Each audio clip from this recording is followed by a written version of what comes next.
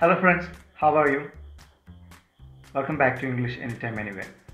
ഇന്നത്തെ class video on demand ആണ്. Hi sir, എൻ്റെ പേര് രമ്യ. ഞാൻ സാറിൻ്റെ ക്ലാസ് സ്ഥിരമായി ശ്രദ്ധിക്കുന്ന ഒരാളാണ്.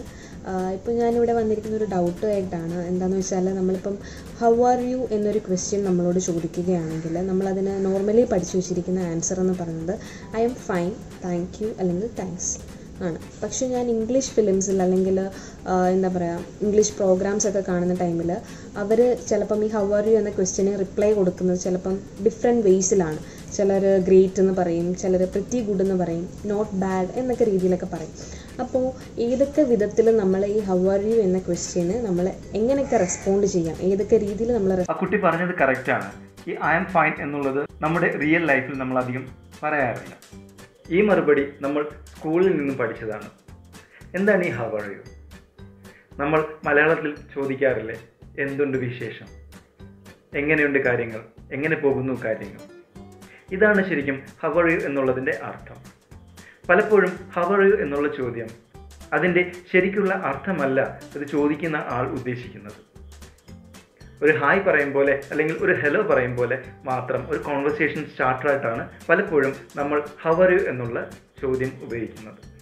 ഹൗ ആർ യു എന്ന് ഒരാൾ നമ്മളോട് ചോദിക്കുമ്പോൾ ആരാണ് നമ്മളോട് ആ ചോദ്യം ചോദിച്ചത്, അല്ലെങ്കിൽ ആ സിറ്റുവേഷൻ എന്താണ് എന്നുള്ളതിനെ ബേസ് ചെയ്തിട്ടാണ് നമ്മൾ മറുപടി പറയേണ്ടുന്നത്. അതുകൊണ്ട് തന്നെ I am fine thank you എന്നുള്ളതിന് കുറച്ച് വേരിയേഷൻ നമുക്ക് പഠിക്കേണ്ടി വരും. നമ്മളുമായി ഒരുപാട് അടുപ്പമുള്ള ഒരാളല്ല ഈ ചോദ്യം നമ്മളോട് ചോദിക്കുന്നതെങ്കിൽ നമുക്ക് 3 മറുപടികൾ പറയാം. ഒന്ന്, നോട്ട് ബാഡ്, നോട്ട് ബാഡ്.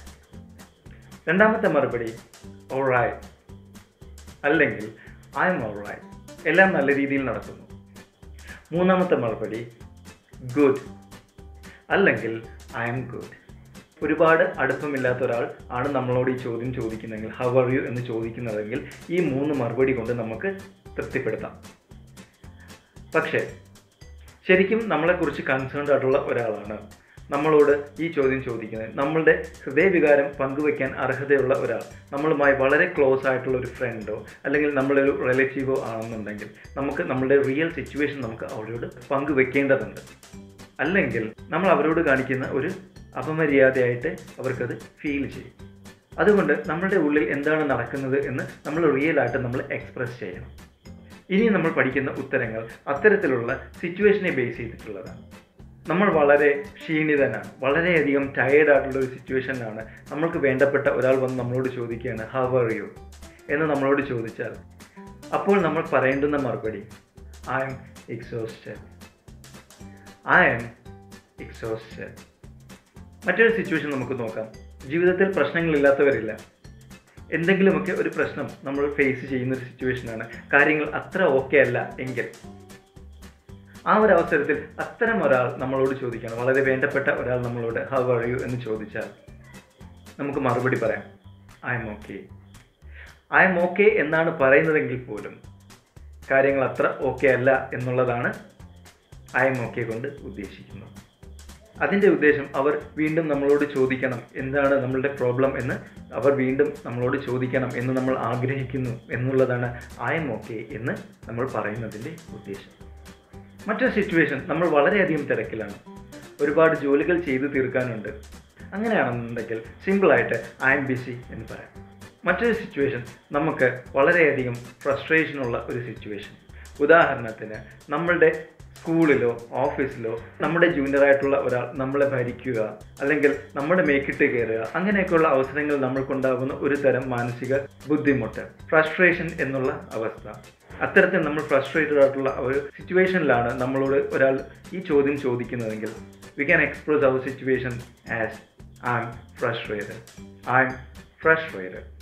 നിങ്ങൾ നിങ്ങളുടെ സ്കൂളിലോ അല്ലെങ്കിൽ ഓഫീസിലോ ഒരു വലിയൊരു ടാർഗറ്റ് നിങ്ങൾ അച്ചീവ് ചെയ്തു, അത് നിങ്ങൾക്ക് ബോധ്യമുള്ളൊരു കാര്യമാണ്. പക്ഷേ പബ്ലിക്കായിട്ട് നിങ്ങളുടെ പേര് അനൗൺസ് ചെയ്യാൻ പോവുകയാണ്. ആ അനൗൺസ് ചെയ്യാൻ പോകുന്നതിന് തൊട്ട് മുമ്പുള്ള നമ്മളുടെ മനസ്സിലുള്ള ആ ഒരു അവസ്ഥയെ നമ്മൾ എക്സൈറ്റ്മെൻറ്റ് എന്നാണ് പറയുന്നത്.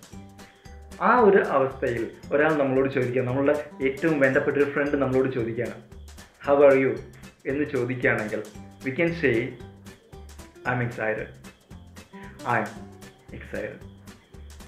നമുക്ക് ഏതെങ്കിലും വിധത്തിലുള്ള സ്ട്രെസ് നമ്മുടെ ജീവിതത്തിലുണ്ടെങ്കിൽ, ഉദാഹരണത്തിന് നമ്മുടെ ഓഫീസിൽ നമുക്ക് ഒരുപാട് ജോബ് ചെയ്തു തീർക്കാനുണ്ട്, ഒരുപാട് പ്രഷറുണ്ട്, സ്ട്രെസ് ഉണ്ട്, ടെൻഷനുണ്ട്. അത്തരം സിറ്റുവേഷനിൽ നമുക്ക് വേണ്ടപ്പെട്ട ഒരാൾ നമ്മളോട് ചോദിക്കുകയാണ്, ഹൗ ആർ യു? ഈ ചോദ്യത്തിനുള്ള മറുപടി, I M stressed out. I M stressed out. നേരത്തെ ഐ എം ഓക്കെ എന്നൊരു മറുപടി ഞാൻ പറഞ്ഞു. വിപരീതമായ മറുപടിയാണ്. ഓക്കെ അല്ലാത്തൊരു സിറ്റുവേഷനിൽ ഐ എം ഓക്കെ കൊണ്ട് നമ്മളൊരു മറുപടി പറഞ്ഞു. അതുപോലെ തന്നെ ഒരു മറുപടിയാണ് I've been better. I've been better. അതിനർത്ഥം ഇപ്പോഴത്തെ ഈ അവസ്ഥയേക്കാൾ ബെറ്റർ ആയിരുന്നു എൻ്റെ പഴയ അവസ്ഥ, ഞാൻ കുറച്ചുകൂടി നല്ല അവസ്ഥയിലായിരുന്നു മുൻപ് എന്ന് സൂചിപ്പിക്കുന്ന മറുപടിയാണ് I've been better.